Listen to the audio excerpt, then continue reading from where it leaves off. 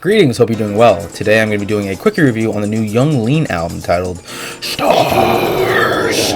I will admit that Young Lean's previous material has never grabbed me. Projects like Stranger and Poison Ivy never held my attention because of how unadventurous and kind of stale the sound gets. And while this album in its totality is yet another project that leans in with its inconsistencies and kind of stale music ideas, there is a noticeable improvement on this album, so much so that I think this is actually his best album yet.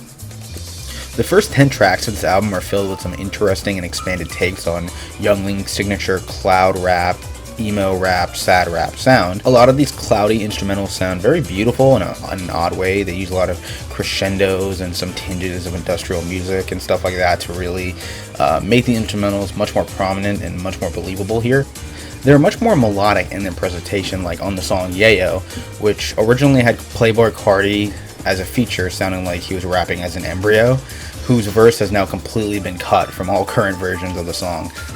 Incredible. Songs like My Agenda and Violence are these gritty songs with very grainy soundscapes that I like. My favorites on the album have to be Dance in the Dark, Acid at 7-Eleven, which has this like slurred vocal refrain that was so catchy I couldn't stop saying it when I heard it. Acid at 7-Eleven, Acid at 7-Eleven, Acid. And the title track with Ariel Pink, surprisingly has great results, considering that these the meeting of these two artists who have completely different musical backgrounds actually come together and have great chemistry with each other as well. But after a certain point in the album, a lot of the musical ideas and ambitions seemingly come to a plateau in about the last third of the album.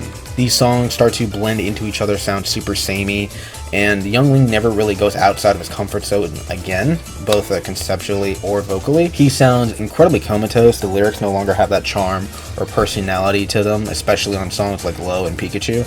It is a sonically consistent record with the airy instrumentals and some of the progressions borrowing elements from one another, but there is an oddly translucent drop-off in quality and imagination, so much so that it kind of bogs down the entire record for me.